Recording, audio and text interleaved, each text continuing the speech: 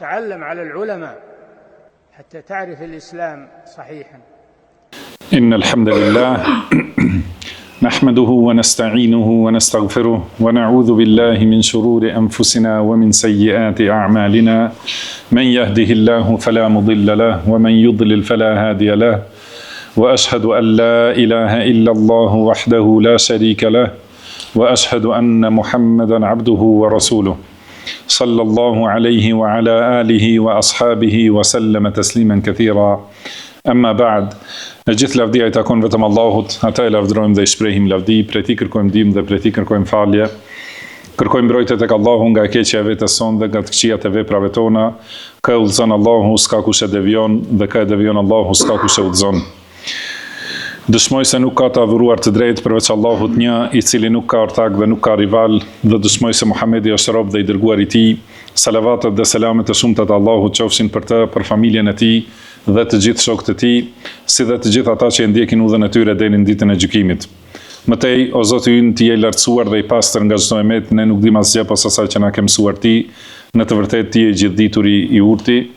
O Allah, na bëj të dobishme atë që na ke mësuar, na mëso atë që na bën dobi, na shto diturinë, na përmirëso gjendjen tonë të tërësi dhe mos na lër të mbështetur në vetët tona asnjë çast. Mëtej, vazhdojmë me leximin dhe komentimin e librit Usulul Iman, bazat e imanit të autorit Sheikhul Islam Muhammad ibn Abdul Wahhab at-Tamimi. Allahu e mëshirov dhe e falt atë, na falt ne, prindrit tanë, mësuesit tanë dhe të gjithë muslimanët dhe muslimanet, besimtarët dhe besimtaret, të gjallët dhe të vdekurit. Në vazhdimin e temave të këtij libri, jemi deri te tema e hadithit 94 në libër. Tema Sifatul Firqatin Najia minan nar. Domethënë vetit e grupit të shpëtuar, grupit që shpëton prej zjarrit.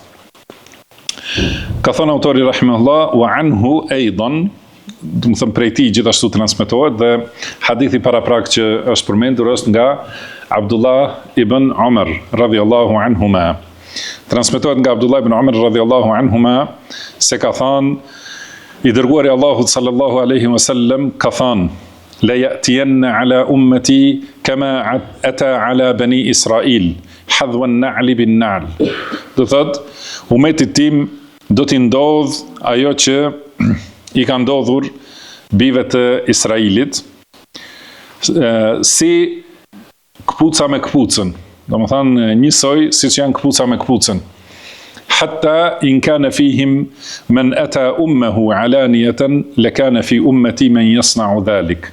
Madje edhe nëse ndodh prej Banu Israil që dikush kryen zina, do thot me nënën e tij, haptazi publikisht, do të ketë edhe prej umetit tim që do ta bëjnë këtë. Wa inna bani Israil iftaraqat ala 72 milla, dhe Banu Israil janë përçar në 72 grupe. Wa sataftariqu ummati ala 73 milla, dhe umeti im do të përçahet në 73 grupe. Kulluhum fin nari illa wahida. Të gjithë ata janë në zjarr përveç njërit. Qalu man hiya ya Rasulallah? Than, cili është ai grupo I dërguari Allahut?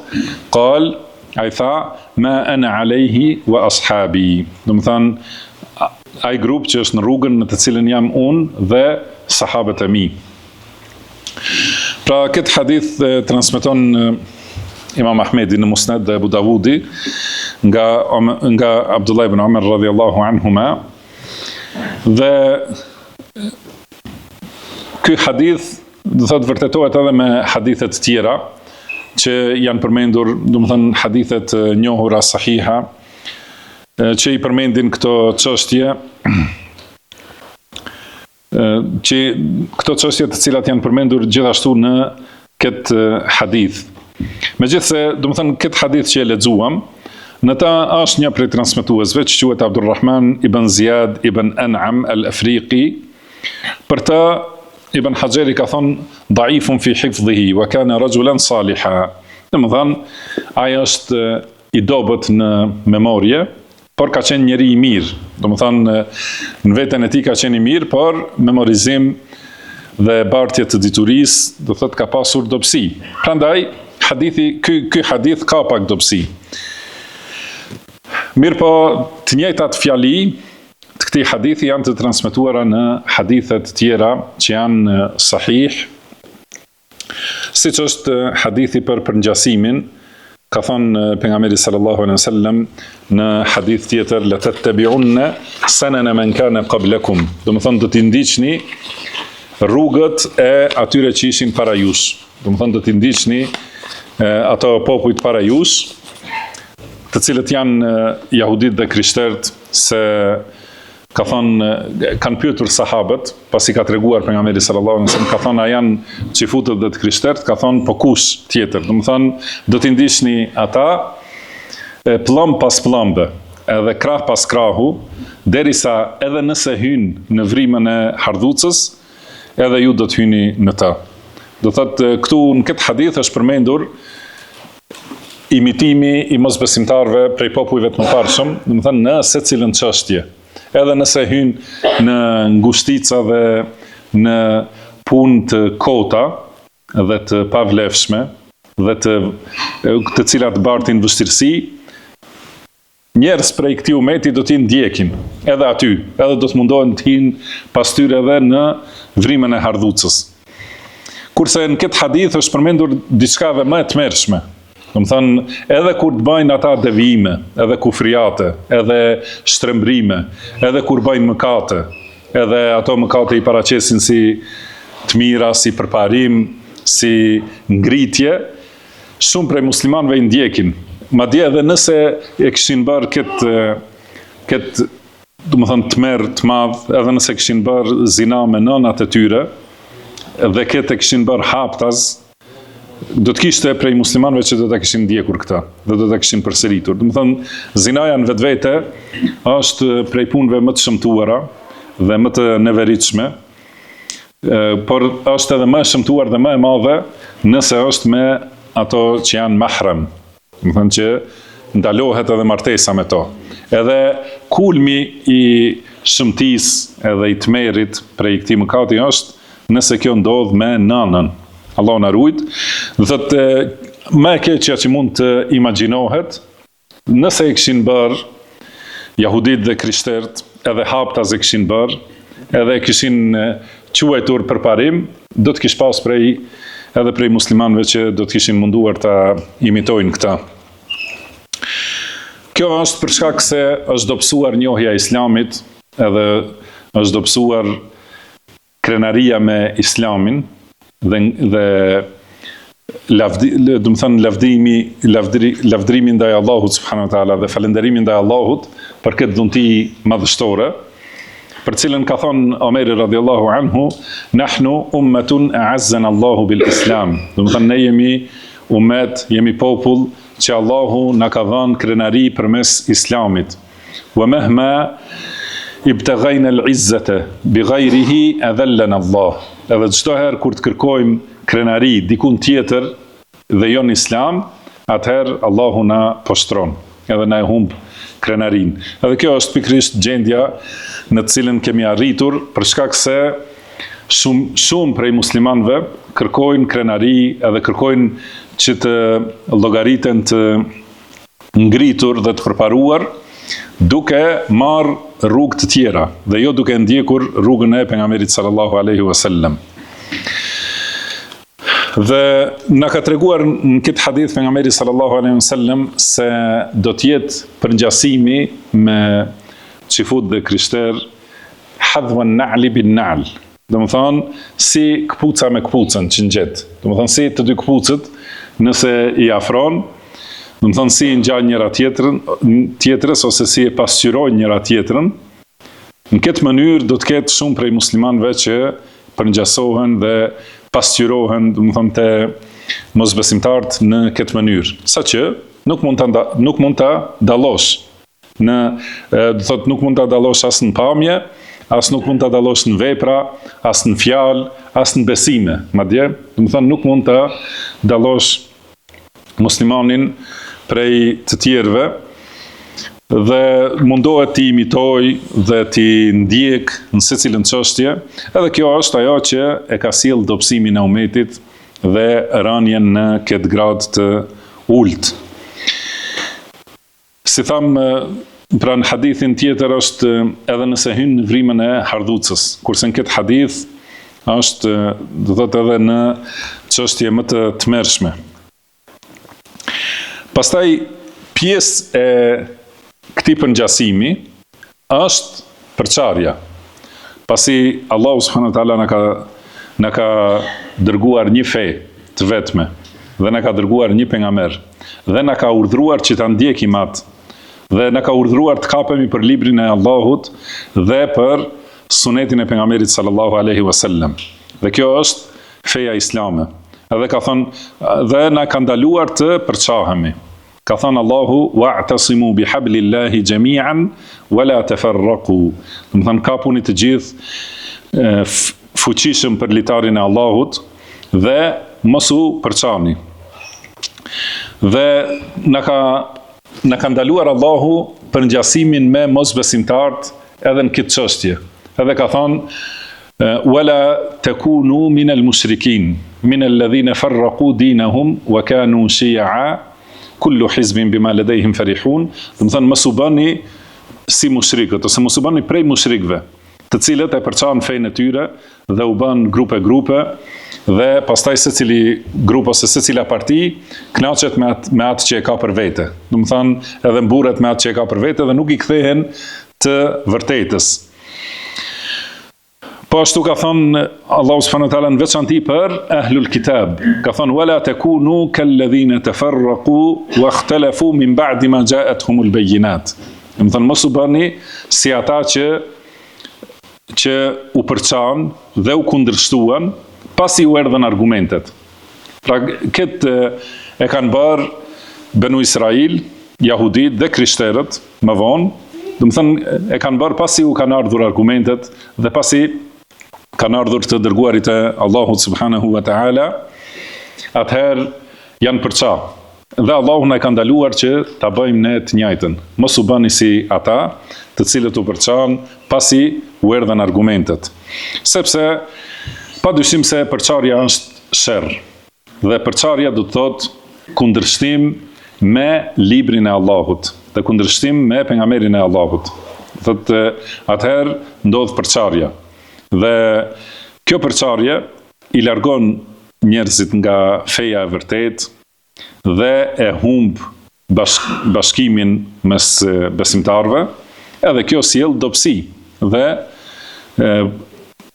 ulje, do të thotë rënje në mesin e umeteve. Se ka thënë Allahu wala tanaza'u fatafshalu wa tadhhab rihukum. Do të thënë mos u grindni, mos u kundërshtoni, sepse do të dështoni dhe do t'ju humb fuqia ose do t'ju ik fuqia. Pra këto janë argumente që Allahu na ka urdhëruar të jemi të kapur fuqishëm për librin e Allahut dhe sunetin e pejgamberit sallallahu alaihi wasallam. Dhe gjithashtu në rrugën e sahabeve. Pra ka thënë Allahu وَمَنْ يُشَاقِقِ الرَّسُولَ مِنْ بَعْدِ مَا تَبَيَّنَ لَهُ الْهُدَى وَيَتَّبِعْ غَيْرَ سَبِيلِ الْمُؤْمِنِينَ. Do të thënë ai i cili e kundërshton të dërguarin.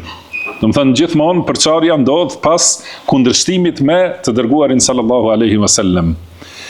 Dhe pasi i është sqaruar udhëzimi, do të thënë kundërshton pejgamberin sallallahu alaihi wasallam, pasi kanë ardhur argumentet, si ishin këto, mos u përçani pasi mos u përçani, do të thënë mos u bëni se ata që janë përçar pasi u erdhën argumentet, edhe وَمَا تَفَرَّقَ الَّذِينَ أُوتُوا الْكِتَابَ إِلَّا مِنْ بَعْدِ مَا جَاءَتْهُمُ الْبَيِّنَاتُ. Do të thënë ata të cilëve u është dhënë libri nuk u përçan përveç se pasi u erdhën argumentet. Do të thënë pasi ishte çdo gjë e qartë dhe pasi duhesh të bashkohen në të vërtetën dhe në pasimin e argumentit, ata u përçan. Dhe gjithashtu kjo përçarje pas ardhjes argumenteve është përçarje në kuptim dhe në interpretim të argumenteve. Prandaj Allahu na ka urdhëruar që interpretimi i tyre të jetë sipas rrugës së sahabeve. Në ajetin që e fillova, do të thënë ai i cili e kundërshton pejgamberin sallallahu alaihi wasallam, pasi i ka ardhur udhëzimi, pasi është sqaruar udhëzimi dhe ndjek rrugë tjetër nga rruga e besimtarëve. Dhe besimtarët, atëherë kur ka zbritur kjo ajet, kanë qenë sahabët e pejgamberit sallallahu alaihi wasallam.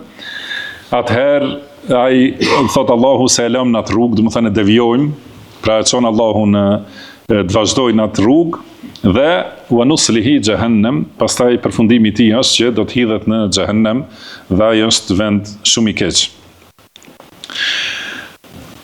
Gjithashtu Allahu subhanahu wa taala ka thënë fa in amanu bimithli ma amantum bihi faqad ihtadaw. Do të thënë nëse ata besojnë ashtu siç besoni ju, pra sahabët, u drejtohet ajeti sahabëve, nëse besojnë ashtu siç besoni ju, atëherë janë të udhëzuar. Do të thënë gjitha këto argumente janë se e kemi obligim të gjithë secili musliman edhe secili që është umet i pejgamberit sallallahu alaihi wasallam ta ndjek librin e Allahut dhe sunetin e pejgamberit sallallahu alaihi wasallam ashtu siç e kanë kuptuar sahabët dhe siç e kanë spjeguar dhe interpretuar sahabët e pejgamberit sallallahu alaihi wasallam wa radiyallahu anhum. Për këtë shkak na ka paralajmëruar pejgamberi sallallahu alaihi wasallam. Pasi ka thënë që do t'i ndiqni jahudit dhe krishterët, pastaj ka thënë ata janë përçarë në 72 grupe dhe umeti im do të përçahet në 73 grupe. Pastaj ka thonë të gjithë këta grupe janë në xhehenem, përveç njërit. Dhe kanë thonë sahabët cili është ai grup, ka thonë pra për forcim për ajetet e librit Allahut, ka thonë ata të cilët e ndjekin rrugën në të cilën jam unë dhe sahabët e mi. Më thënë gjitha këto argumente janë të qarta për kuptimin e rrugës së udhëzimit dhe rrugës së shpëtimit. Cili është grupi i shpëtuar? Do thotë flitet për rrugën e atij grupi. Kjo është rruga që ai i cili e ndjek atë që e ka ndjekur pejgamberi sallallahu alaihi wasallam dhe atë që e ka ndjekur sahabët e pejgamberit sallallahu alaihi wasallam. Dhe çka ka ndjekur pejgamberi sallallahu alaihi wasallam? E ka ndjekur shpalljen që ka ardhur nga Allahu subhanahu wa taala. Dhe sahabët gjithashtu e kanë marrë këtë shpallje dhe këtë kuptim dhe këtë mësim dhe dituri nga pejgamberi sallallahu alaihi wasallam dhe e kanë ndjekur bashkë me ta në kohën kur ka qenë duke zbritur shpallja. Që do të thonë, nëse kanë pasur ndonjë gabim në rrugën e tyre, i ka korrigjuar shpallja. Do të thonë, ka ajete që kanë ardhur për korrigjim dhe ka hadithe gjithashtu. Që do të thonë se gjithashtu rruga e sahabeve mund të thuhet se është pjesë e shpalljes. Pasi nëse kishte qenë kundërshtim me udhëzimin, do të kishte ardhur shpallja që do ta kishte korrigjuar këtë veprim ose këtë kuptim. Dhe siç dihet, pjesë e shpalljes ose pjesë e sunetit pejgamberit sallallahu alaihi wasallam është edhe miratimi. Do thotë kur dikush thot ose bën një vepër dhe e miraton pejgamberin sallallahu alaihi wasallam, atëherë ajo quhet se është pjesë e sunetit pejgamberit sallallahu alaihi wasallam. Ka thënë këtu të gjithë janë në zjarr, të gjithë janë në xhehenem përveç njërit. Kjo hyrje në xhehenem, siç është e njohur, hyrja në xhehenem është dy llojesh. Hyrje e përhershme, do të thonë hyrje pas të cilës nuk ka dalje prej xhehenemit dhe ka qëndrim të përhershëm në xhehenem pa fund. Kjo është hyrja e mosbesimtarëve. Dhe ka hyrje që është e përkohshme, do të thonë që hyjnë njerëzit që kanë vdekur me iman dhe me tauhid, por të cilët kanë bërë mëkate. Hyjnë në xhehenem për të dënuar për aq kohë sa kanë bërë mëkate. Dhe pastaj dalin prej xhehenemit. Hyrja e këtyre grupeve, ka disa prej dietarëve kanë thënë se nëse bidati është bidat kufri, atëherë hyrja e tyre është si hyrja e mosbesimtarëve. Nëse është bidati që nuk është kufër, do të thonë është prej mëkateve më të mëdha, atëherë do thotë se hyrja e tyre është siç hyjnë mëkatarët në xhehenem. Mirë po, nëse studiojmë më hollësisht, ose nëse i shohim fjalët e Sheikhul Islam Ibn Taymiyes, rahimahullah, ka thonë, dhe kjo është që thonë shumë prej dietarëve, do të këta 72 grupe, duhet të jenë 72 grupet që janë të devijuar, që janë, do të thënë që nuk janë të shpëtuarit, duhet të jenë prej muslimanëve, sepse ata që kanë dalë prej islamit nuk llogariten në mesin e këtyre 72 grupeve. Dhe ka thonë Imam Abdullah ibn Mubarak, rahimahullah, ka thonë baza e këtyre 72 grupeve janë 4 devijime. Edhe i ka përmendur me sqarim, është bidati ose devijimi i xhavarixhve, devijimi i qaderive, devijimi i shijave ose rafidive, i shijave, do të thënë devijimi i shijave dhe devijimi i murxhieve.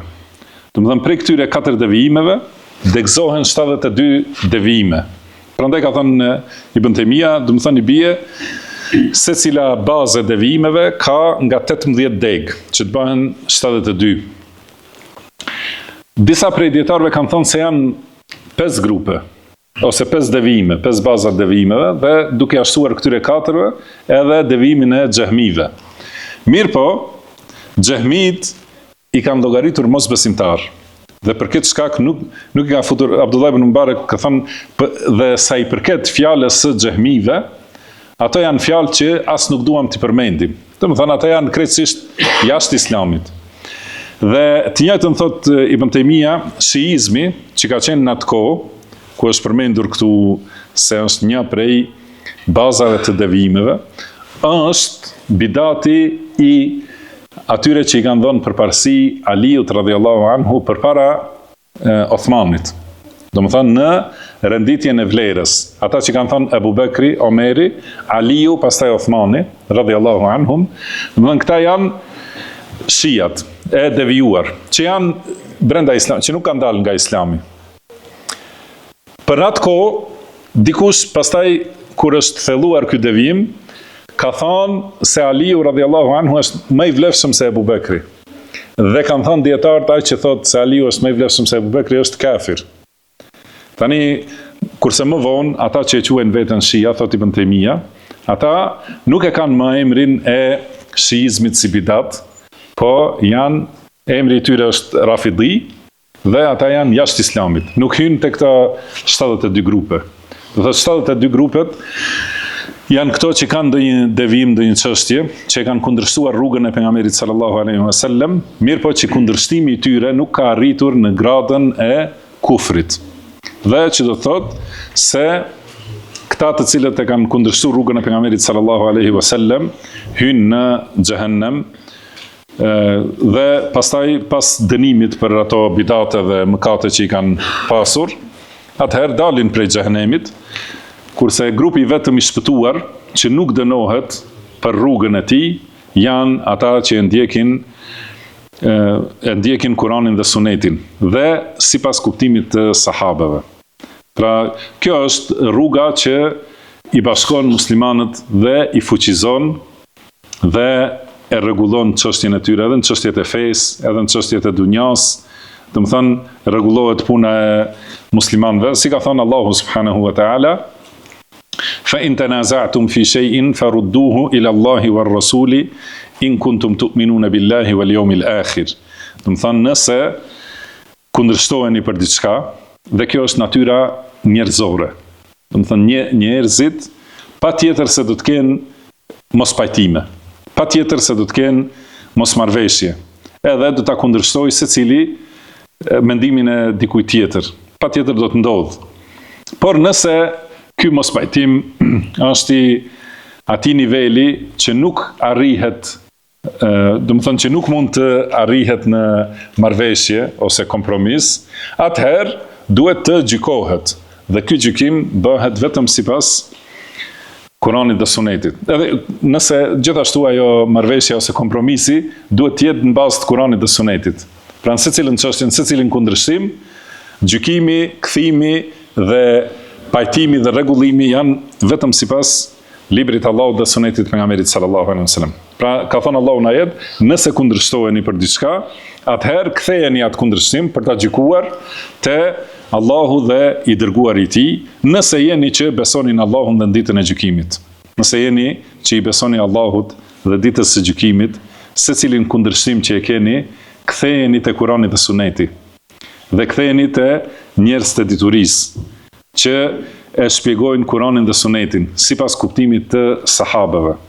Dhe mos lejoni që gjykatës në mosmarrveshjet tuaja ta keni iblisin. Allahu e mallkoft dhe largoft prej nesh. Përndryshe kthimi te Kurani dhe Suneti ka thonë dhalike khairun wa ahsanu ta'wila, do të thonë kjo është më e mira dhe ky është përfundimi më i mirë. Dhe gjithashtu ka thënë Allahu wa ma ikhtalaftum fihi min shay'in fa hukmuhu ila Allah. Do thotë çdo kundërshtim që e keni, në secilën çështje që keni kundërshtim, gjykimi për ta është tek Allahu. Dhalikumullahu rabbi alayhi tawakkaltu wa ilayhi unib. Do të thonë ky është Allahu, Zoti im, atij i mbështetem dhe tek ai kthehem me pendes. Përndryshe kundërshtimet, si tham, janë natyrë njerëzore, edhe ato patjetër ndodhin.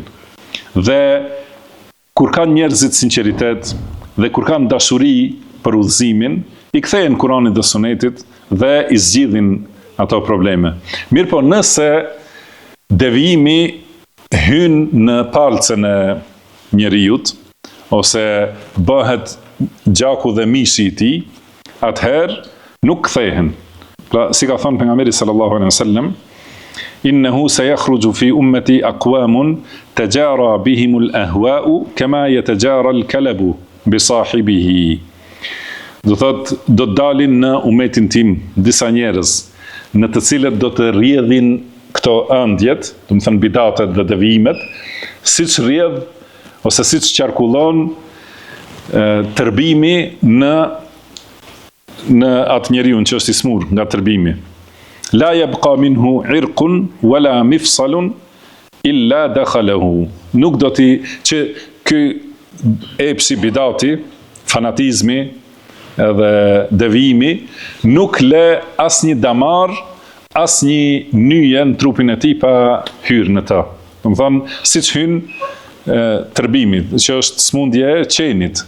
Edhe qeni kur e kafshon qeni me tërbim kur e kafshon njeriu, do të thonë kjo smundje transferohet te njeriu dhe atëherë kjo smundje depërton nëpër gjithë trupin. Edhe nuk le asnjë damar pa hyrë në të dhe asnjë nyje dhe asnjë asht deri në përbërjen e ashtit dhe palcës së ashtit, do të thonë hyn dhe në këtë mënyrë nëse u hyn bidati njerëzve kështu, atëherë nuk ka kthim. Do të thonë sipas kësaj e kanë shpjeguar disa dietar fjalën e pejgamberit sallallahu alaihi wasallam ose fjalën e sahabeve, do thotë në realitet hadith, do të thonë me kuptimin e këtij hadithit e kanë shpjeguar hadithin tjetër që thotë se Allahu ja ka penguar teuben njeriu të bidatit. Do të thënë e shohim këtë hadith se Allahu nuk ja pranon ose nuk ja mundson bidatxhiut të pendohet. Kurse në praktik e shohim se ka bidatxhi që pendohen.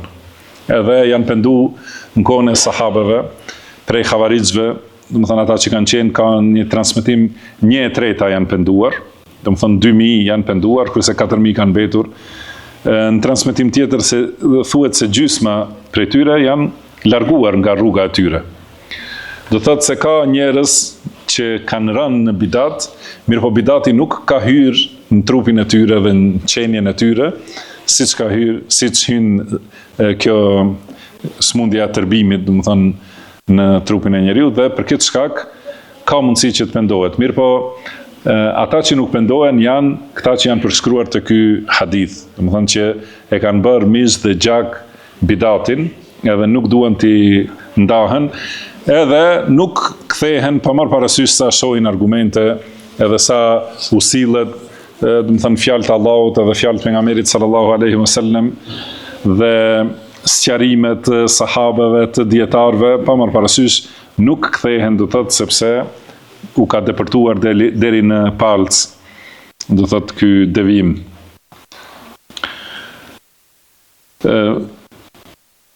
Po tham në lidhje me disa grupe, kam thonë që nuk janë për këtyre 72 grupeve, si Xehmit, për shembull, kur ka përmendur Abdullah ibn Mubarak, ka thonë innaha leysat min hadhihi al-umma. Domethënë kanë pyetur Xehmita, janë një për këtyre 72 grupeve, ka thonë Xehmit nuk janë për këtij umeti. Edhe ka thonë la ahki qawl al-yahudi wan-nasara wal-firaq. Domethënë mund t'i tregoj fjalët e jahudive, të krishterëve dhe të sekteve të lloj-llojshme, wala ahki qawl al-jahmiyya. Por nuk mund ta them dhe nuk mund t'i përmend fjalët e xehmive. Prandaj duhet ta kemi parasysh dhe të ruhemi që feja mos merret prej askujt përveç se prej librit të Allahut dhe sunetit pejgamberit sallallahu alaihi wasallam.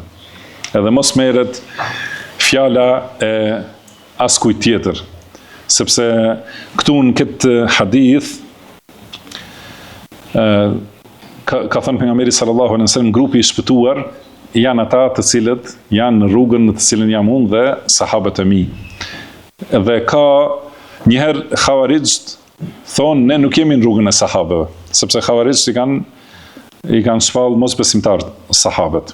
Shijat gjithashtu, do thotë këto janë që vetë e thonë se nuk janë rrugën e sahabëve. Shijat thonë se nuk janë rrugën e sahabëve. Edhe grupet tjera, edhe këta pasuesit ose pjellat e xehmive dhe do të thënë që kanë ardhur më vonë Mu'tazilitë dhe Kelamistët dhe Esharit dhe Maturidit, gjithashtu ata thonë nuk jemi në rrugën e sahabëve. Ata dhe e thonë një fjalë, rruga e sahabëve është më e sigurt, më e rehatshme. Mirë po rruga jonë është më precize dhe më me dituri. Do thotë, pra vetë pranojnë që nuk janë në rrugën e sahabëve, prandaj nuk duhet zemrohen nëse themi se janë një prej 72 grupeve. Sepse një grup është ai që ndjek atë që e ka pas pejgamberi sallallahu alaihi wasallam dhe sahabët. Kurse këta 72 tjera janë që e kundërshtojnë rrugën e sahabëve të pejgamberit sallallahu alaihi wasallam. Dhe kjo rrugë duhet të ndiqet në secilën çështje. Nuk ka mundësi, do të thënë, që njeriu të thotë jam në këtë temë në rrugën e sahabëve, kurse në këtë tjetrën jam në rrugën e Esharive, ose në këtë jam do të thënë në akide, thonë është një fjalë e njohur e përhapur që është batil, e pavërtet. Do të thënë në akide është selefi, mirë po rrugën e menhexh, do të thënë është ikhwani, ose në menhexh është teblighi. Nuk ndodh ashtu, sepse Allahu subhanahu wa ta'ala ka thënë ja ayyuhalladhina amanu udkhulu fis-silmi kaffa. Do të thënë ajo që keni besuar, hyni në islam plotësisht, pa përjashtime, pa do thotë përkufizime, po tërësisht njeriu duhet hyjë në islam dhe tërësisht ti nënshtrohet Allahu subhanahu wa ta'ala dhe fjalës Allahut, fjalës së pejgamberit sallallahu alaihi wasallam dhe plotësisht ta ndjek rrugën e sahabëve. Atëherë atë që e kanë thënë sahabët, pra dhe që atë ka miratuar pejgamberi sallallahu alaihi wasallam, që do të thonë është me miratimin e shpalljes, atë ne themi. Atë që kanë heshtur ata dhe që nuk e kanë pasur obligim të flasin, do të thonë edhe ne e kemi të drejtën të heshtim. Prandaj Imam Ahmedi ju ka thënë atyre Mu'tazilive, ju ka thënë kjo që po i thret ti njerëzit, a është diçka që ka thënë pejgamberi sallallahu alaihi wasallam? Jo. A është diçka që kanë thënë Abu Bekri, Omeri, Uthmani, halifet më përpara? Ka thënë jo. Atëherë ka thënë, a nuk të mjafton ty ajo që u ka mjaftuar atyre? Me që ata s'kan folur, atëherë mos fol as ti. Gjithashtu edhe kaderit, pra edhe kaderit kanë thënë se do të thënë sahabët nuk e kanë folë këta ose nuk e kanë ditur këtë çështje dhe ne e dim. Do të thënë gjitha këta grupe që janë bazat e këtyre 72 grupeve, të gjithë kanë thënë se janë në kundërshtim me rrugën e sahabëve. Dhe vetëm një grup thotë, do të thënë pretendon dhe është ky pretendim i vërtet se ndjek rrugën e sahabëve dhe vetëm ky është grupi i shpëtuar.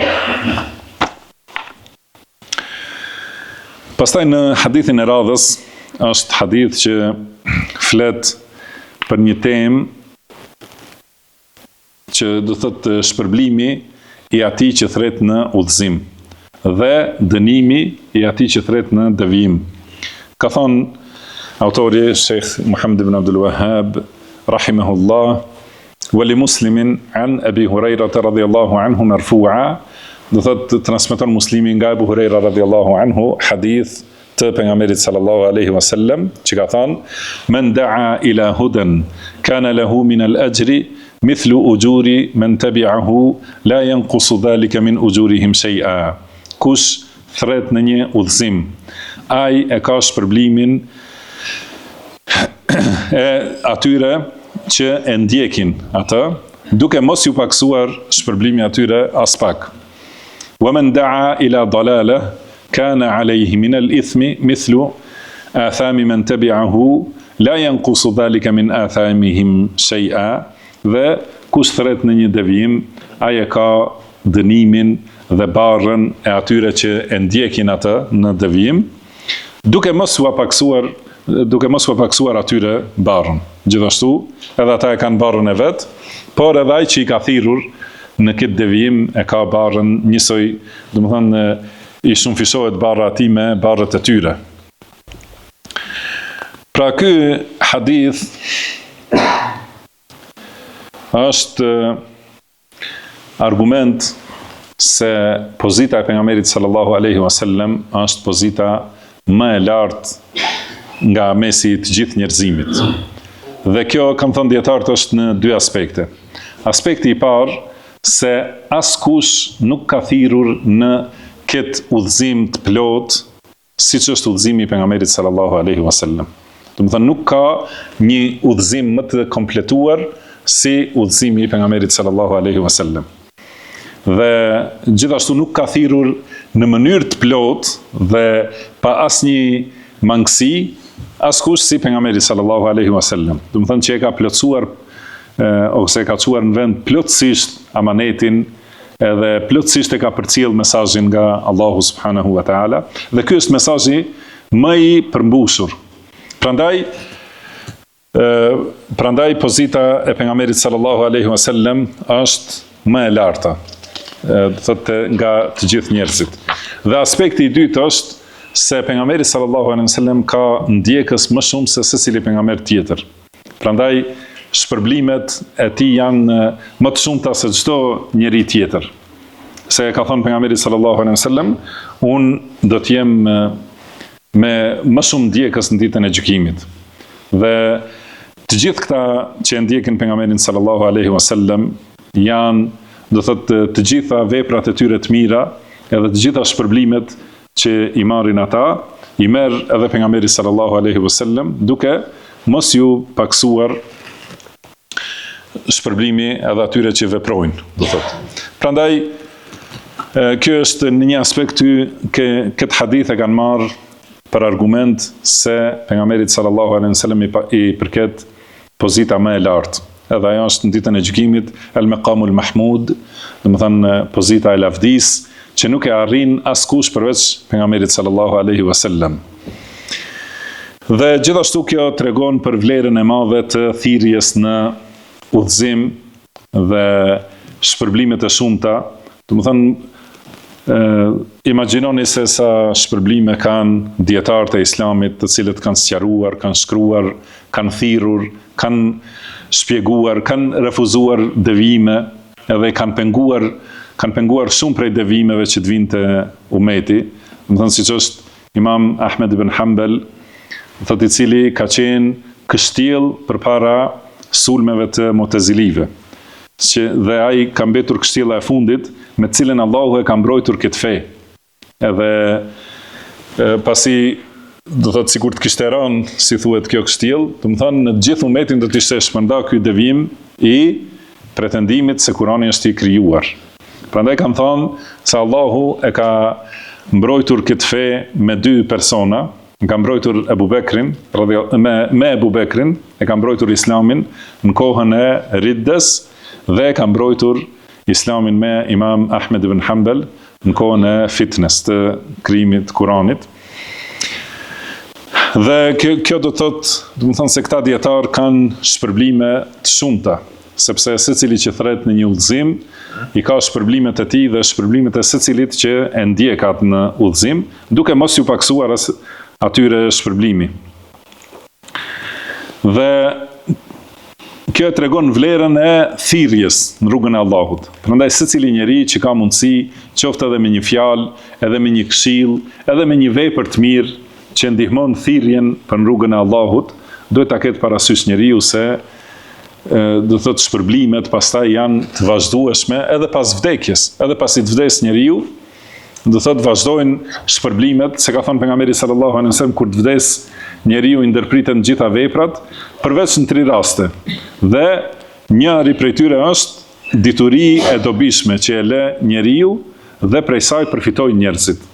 Edhe kjo vazhdon derisa ekziston njerëzimi, do të thonë që të vinë shpërblimet, prandaj askush nuk duhet të jetë koprac ndaj vetes vet, por të sakrifikojë dhe të mundohet që të bëhet sebeb, qoftë edhe për një njeri. Për këtë shkak e kuptojmë hadithin që thotë nëse Allahu udhëzon përmes teje një njeri të vetëm, do të thonë është më mirë për ty dhe më me vlerë për ty se sa devet e kuqe. Do të thonë edhe nëse të mblidhen pasuritë e dunjas, më e vlefshme për ty edhe më e dobishme për ty është që të udhëzohet një njeri. Edhe ky njeri mund të udhëzohet ndoshta me një fjalë, ndoshta me një veprim tëndin, ndoshta me një ndihmë të dikujt. Shikoni si ka ndodhur në kohën e pejgamberit sallallahu alaihi wasallam. Ka ardhur një njeri, do thotë kanë qenë duke udhëtuar për luftë. Edhe ka ardhur një njeri, ka thënë, ndodhi, do ta përmendim hadithin më vonë. Po. Do të flasim për këtë edhe një herë, do thotë që vetëm e ka udhëzuar te një njeri që do t'i ndihmoj. Do thonë një prej sahabeve ka udhëzuar tjetrin, ka thënë filani mund të të ndihmoj, edhe ka thënë pejgamberi sallallahu alaihi wasallam që kush udhëzon një të mirë deri në fund të hadithit. Do thotë udhëzimi i njerëzve mund të jetë në forma të lloj-llojshme, edhe me mjete të ndryshme. Nuk është patjetër secili të shkruaj libra ose të shkruaj refuzime ose tulet për të mësuar njerëzit. Do të thonë, dyert e mirësisë janë të shumta. Dhe Allahu subhanahu wa taala ka thënë: "Ud'u ila sabili rabbika bil hikma wal maw'izati al hasana." Pra thirr në rrugën e Zotit tënd me urtësi, me mençuri, me dituri të qartë, dhe wal maw'izati al hasana, dhe me këshilla të bukura. Do të këshilloj njerëzit me fjalë të bukura që ndikon zemrat e tyre. Wajadilhum billati hiya ahsan, do të thonë dhe thirri dhe polemizo ose debato me ta nëse ka nevojë me atë që është më e mira, më e bukura. Do të thonë, kanë thënë dietarët se janë përmendur këtu 3 faza. Thirr me urtësi, do të thonë vetëm me mençuri, me përmendje të diturisë dhe urtësisë, edhe ka njerëz që e pranojnë me kaq, edhe udhëzohen.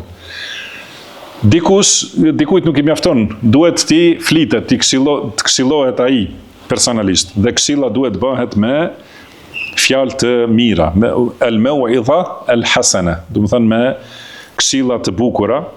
Dhe por dikujt nuk i mjafton as kjo, dhe vjen kategoria e tretë, të cilët kanë nevojë për debat. Do të thonë që duhet të largohen dyshimet, edhe të sillen argumentet dhe të sqarohen çështjet.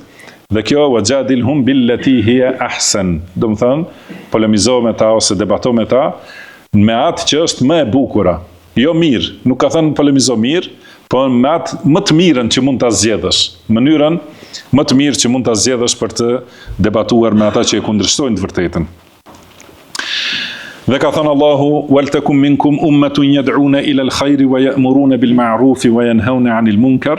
Do të thonë, le të jetë një grup prej jush që thrasin për të mirën, urdhrojnë për vepra të mira dhe ndalojnë nga veprat e këqija, wa ulaika humul muflihun, dhe ata janë të shpëtuarit. Këta njerëz të cilët e bëjnë këtë rrugë, do të thonë ata janë të shpëtuarit. Pra,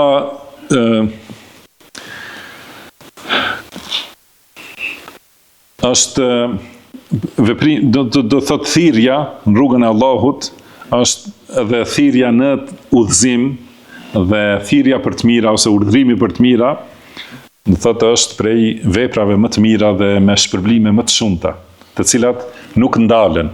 Do të thonë, sa më shumë që përhapet ajo, shpërblimet aq më shumë shtohen. Dhe e kundërta, njësoj, wa man da'a ila dalala, dhe ai që thret në devijim, do të thonë e ka dëmin dhe dënimin, e ka ndëshkimin për vete dhe ndëshkimin e të gjithë atyre të cilët e ndjekin atë në devijim. Prandaj, ky duhet të jetë paralajmërim dhe qortim i ashpër për secilin që ka zemër dhe ta kuptoj se ndoshta njeriu flet një fjalë, qoftë edhe një fjalë të paqartë, që mund të fuse hutit e njerëzit, edhe mund të fuse dyshime, edhe kjo shkakton devimin e dikujt, do të thënë e barrën e atij që e ka devijuar. Si ka thënë Allahu: "Li yahmilu awzarahum kamilatan yawm al-qiyamah." Do të thënë ata do t'i bartin barrat e tyre të plota në ditën e gjykimit. Këta njerëz të devijuar, wa min awzari alladhina yudillunahum bighayri ilm. Edhe do t'i bartin barrat e atyre që i kanë devijuar pa dituri. Do të thënë, nëse flet pa dituri, nëse flet pa qartësi, ose flet duke e ditur të vërtetën dhe e thot kundërtën, edhe pastaj një njeri e merr, ka mundësi një njeri e merr prej teje. Pastaj ai njeri e bart të disa të tjerë, dhe ata e bartin të tjerë dhe kështu me radhë, atëherë do thot barrët shtohen edhe dënimet shumë fishohen për njeriu, prandaj duhet shumë të ketë kujdes njeriu se çfarë fjalë flet, edhe si e paraqet atë fjalë për të cilën flet.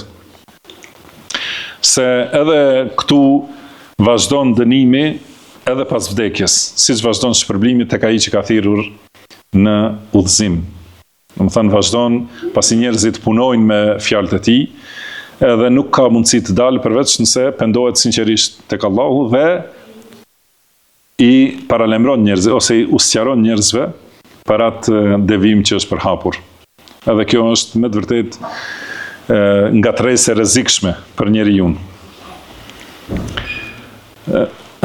Ka thënë pejgamberi sallallahu alaihi wasallam gjithashtu: "Wa man sanna fil islami sunnatan sayyi'a fa 'umila biha ba'dahu kutiba alayhi mithlu wizri man 'amila biha wa la yanqusu min awzarihim shay'un."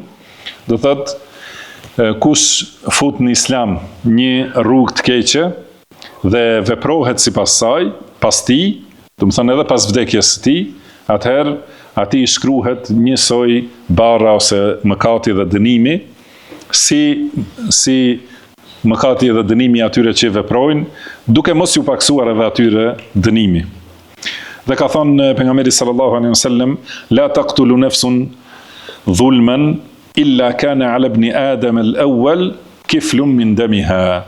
Do thotë, secili njeri që bën vrasje, çdo kush që vret padrejtësisht, e vret dikën padrejtësisht, atëherë biri i Ademit i pari ka barë, do të thënë, prej këtij gjaku që është derdhur, sepse ai është i pari që e ka filluar këtë. Ka thënë pejgamberi sallallahu alaihi wasallam: "Li'annahu awwalu man sanna al-qatl." Do të thënë, ai është i pari që e ka hapur rrugën e vrasjes. Do të thënë, secili tani që vret më pas, ai vazhdon t'i marrë mëkatet. Kështu që njeriu duhet të ketë kujdes dhe të ruhet shumë që mos hape një derë të keqes, si ka thënë Uthmani radhiyallahu anhu, do thotë Uthmani ibn Affan radhiyallahu anhu, ka qenë i sulmuar padrejtësisht. ka qenë prijes i drejt, khalif i drejt dhe i udhëzuar, shoqërues i pejgamberit sallallahu alaihi wasallam, dhe e ka udhëhequr umetin në mënyrën më të bukur. Mirë po, njerëz të devijimit dhe padrejtësisë e kanë sulmuar. Dhe atëherë njerëz që e kanë njohur kanë qenë të gatshëm që të luftojnë për të dhe ta mbrojnë. Por Uthmani radhiyallahu anhu i ka urdhëruar dhe i ka thënë, nuk dua të jem unë që hap një derë në këtë umet, që do të thënë që do të jem unë i pari i cili e hap. Do të thënë nuk dua ta hap derën e luftës mes muslimanëve, unë i pari, sepse megjithëse ai nuk ka qenë shkak për këtë. Do të thënë nuk është ai që e ka shkaktuar luftën mes muslimanëve, por nga kujdesi i tyre, i sahabeve dhe devotshmëria, do të thënë nuk kanë dashur që të jenë në atë rrethinën e të parëve që e kanë filluar luftën mes muslimanëve. Po pastaj në këtë hadith që e përmendëm,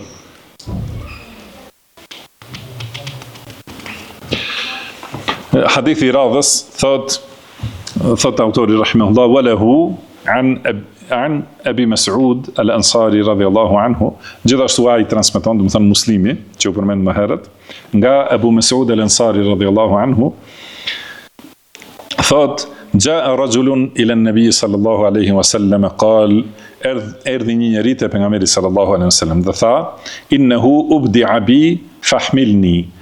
Ka thonë, do të thënë e humba mjetin e udhëtimit. Prandaj më jep një tjetër, pra një kafsh tjetër që të udhtoj. Ka thënë pejgamberi sallallahu alaihi wasallam, ma indi, nuk kam. Fa qala rajulun, atëherë tha një njeri, ja Rasulallah, ana adulluhu ala men yahmiluhu. Ka thënë o i dërguari i Allahut, unë do ta udhëzoj të dikush që mund t'i jape ose mund ta barte në kafsh. فقال رسول الله صلى الله عليه وسلم من دل على خير فله مثل أجر فاعله. Ka thënë kush udhëzon në një të mirë, ai ka shpërblimin e njëjtë me atë që e ka vepruar të mirën. Dhe të ka ardhur ky njeri, ka thënë ubdi'a li, do të thënë pra kjo është në aspektin gjuhësor, rënja e njëjtë me fjalën bidat, do të thënë ndodhi diçka e re, pra kisha kafsh dhe tani nuk e kam, do të thënë ose i ka ngordhur ose është smur dhe nuk ka mundur të, do të thënë, të hip mbi kafshën me të cilën ka udhëtuar për luftë në rrugën e Allahut. Edhe i ka thënë fahmilni, do të thënë shkurtimisht kjo është shprehje në gjuhën arabe, më bart, do të thënë më jep diçka në të cilën do të udhtoj. Dhe i ka thënë pejgamberi sallallahu alaihi wasallam nuk kam.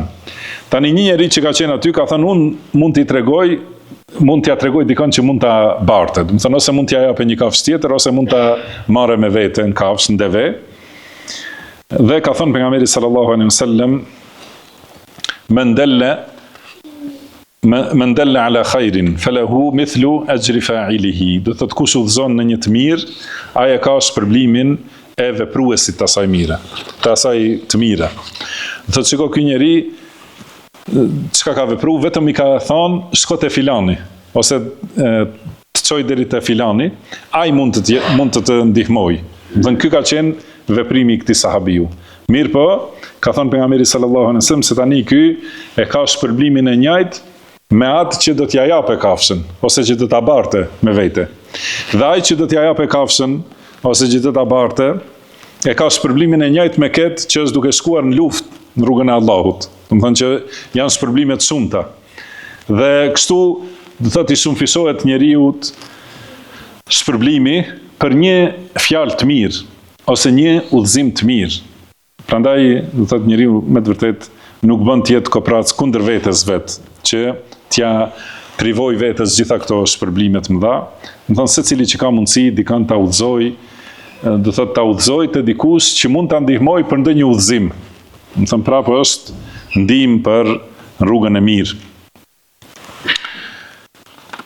Se është rregull, prandaj në bazë të këtij hadithi për shembull, një prej argumenteve është për një rregull në shariat se mjetet e kanë hukmin e përfundimit ose synimit.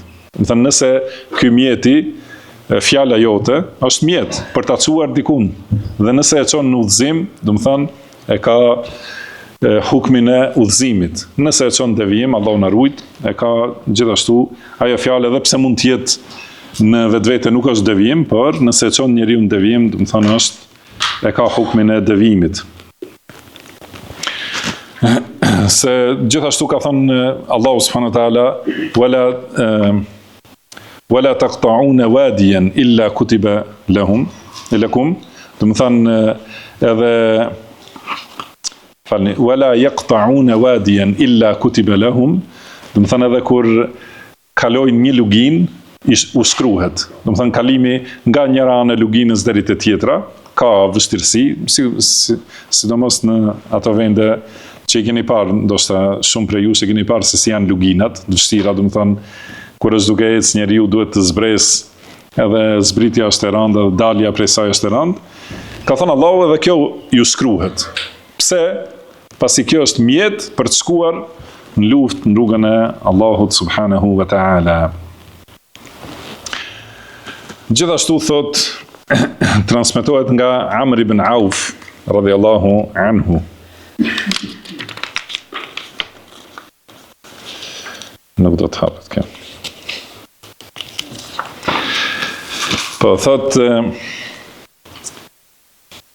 pashtu këtu në këtë temë Sheikh Fauzani e ka vendosur titullin Ajru men ahya sunnatan min sunnanihi sallallahu alaihi wasallam. Do të thonë shpërblimi për atë që ringjall një sunet prej suneteve të pejgamberit sallallahu alaihi wasallam. Thot an Amr ibn Auf radhiyallahu anhu marfu'an, do të thonë transmetohet nga Amr ibn Auf, hadith i pejgamberit sallallahu alaihi wasallam marfu', se ka thënë men ahya sunnatan min sunnati qad umitat ba'di fa inna lahu min al-ajri mithla man 'amila biha min ghairi an yanqusa min ujuri an-nas shay'a. Do thot kush ringjall një sunet që është vdekur, do të thënë e kanë vdekur njerëzit pas meje, e kanë humbur, do thot, e kanë lënë, dhe ai sunet ka vdekur, dhe kush e ringjall këtë sunet, atëherë e ka shpërblimin si shpërblimin e atyre që veprojnë sipas atij suneti, duke mos ju paksuar shpërblimi njerëzve as pak. Wa man ibtada'a bid'ata dalalatin la turdi Allaha wa rasulahu kana alayhi mithlu ithmi man 'amila biha min an-nas. Dhe kush shpik një bidat të devijimit me të cilin Allahu nuk është i kënaqur dhe as i dërguari i tij sallallahu alaihi wasallam, atëherë ai e ka dënimin ose mëkatin si ata që e veprojnë për njerëzve, la yanqusu min athami an-nas shay'a, edhe megjithse nuk u paksohet dënimi i atyre njerëzve as pak. Do thotë nuk paksohet dënimi edhe pse ai merr dënimin si veprat e tyre. Mirë, ky hadith është i dobët. Do thotë ka në të është një transmetues që quhet Kathir ibn Abdillah, dhe ai transmeton nga babai i tij dhe nga gjyshi i tij. Ky është hadith i njohur, mirë po është shumë i dobët, sepse është ky, si tham, ky Kathir ibn Abdillah, i cili është, disa prej dietarëve kanë thënë se është shumë i dobët, disa kanë thënë se është me truk, quhet në shkencën e hadithit, do të thonë i braktisur, pra nuk i merren hadithet. Sa i përket këtij zinxhiri. Por, gjithashtu si e shohim, fjalitë e hadithit janë të vërtetuara në hadithe sahiha, edhe në dy sahihet që janë edhe në libra të tjerë që janë sahiha, do thotë kuptimi i hadithit është i saktë. Këtë hadith e kanë marrë për argument bidatxhit, se këtu thotë kush shpik një bidat të devijimit me të cilin Allahu nuk është i kënaqur. Dhe kanë thënë se kjo nënkupton që ka bidate me të cilat Allahu është i kënaqur. Dhe si thamë, ky hadith në vetvete, ky transmetim është i dobët, shumë i dobët. Mirë po, nëse themi se është sahih hadithi, a nënkupton kjo kush shpik një bidat me të cilin Allahu nuk është i kënaqur? atëherë e ka dënimin deri në fund hadithit. A nuk kupton kjo se ka bidate me të cilat Allahu është i kënaqur? Nuk është ashtu, padyshim, por cilat janë argumentet? Argumenti është se këtu në aspektin gjuhësor, thot fjalë që vinë pas janë përshkrim për bidatin, që tregon se kush shpik një bidat dhe gjendja e bidatit është e atill që Allahu nuk është i kënaqur me ta. Dhe ky është kuptimi. Siç është në ajet: "Wa man yad'u ma'a Allahi ilahan akhar la burhana lahu bihi." Do thot kush lut përveç Allahut, të adhuruar tjetër për të cilin nuk ka argument, fa innama hisabuhu 'inda rabbih, atëherë llogaria për ta është e Zotit i tij. Kjo ajet kuptohet se ka të adhuruar tjetër përveç Allahut për të cilin ka argument. Pra nuk është kjo domethënia. Domethënia është se ai që lut të adhuruar tjetër ose perëndi ose hyjni tjetër përveç Allahut, nëse i lutet dikujt tjetër, për atë nuk ka, domethënë secili të cilit i luten përveç Allahut, për ta nuk ka argument. Pra ky është kuptimi i ajetit. Dhe atëherë, domethënë në vazhdim tregohet dënimi për të. Edhe në ajetet tjera kur thuhet wa man yad'u ma'a Allahi ilahan ose në ajete ku thuhet ma anzala Allahu biha min sultan, do të thënë për të adhuruar për të cilët Allahu nuk ka zbritur ndonjë argument. I njëjti kuptim, do thotë se asnjë i adhuruar tjetër përveç Allahut, për të nuk ka argument, nuk ka zbritur Allahu argument. Edhe ky është kuptimi i kësaj fjale: kush bën një bidat me të cilin Allahu nuk është i kënaqur, do të thonë se asnjë bidat nuk është i atill me të cilin Allahu është i kënaqur. Atëherë ajo ka dënimin e vet, edhe dënimin e secilit që vepron me atë bidat deri në ditën e gjykimit që veprojnë, do thotë dënimet atij i shtohen dhe kjo po ashtu nuk u pakson dënimin atyre që veprojnë. Pastaj në temën tjetër flitet për shkaqet e fitneve, edhe ajo është temë më e gjatë që do të marrë më shumë kohë. Mjaftohemi me kaq dhe shpresojmë që këto që u thanë të jenë dobishme për ne dhe për gjithë ata që dëgjojnë.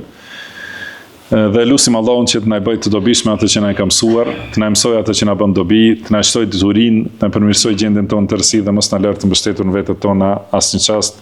Wallahu a'lam wa sallallahu wa sallama ala abdihi wa rasulihi nabina Muhammad.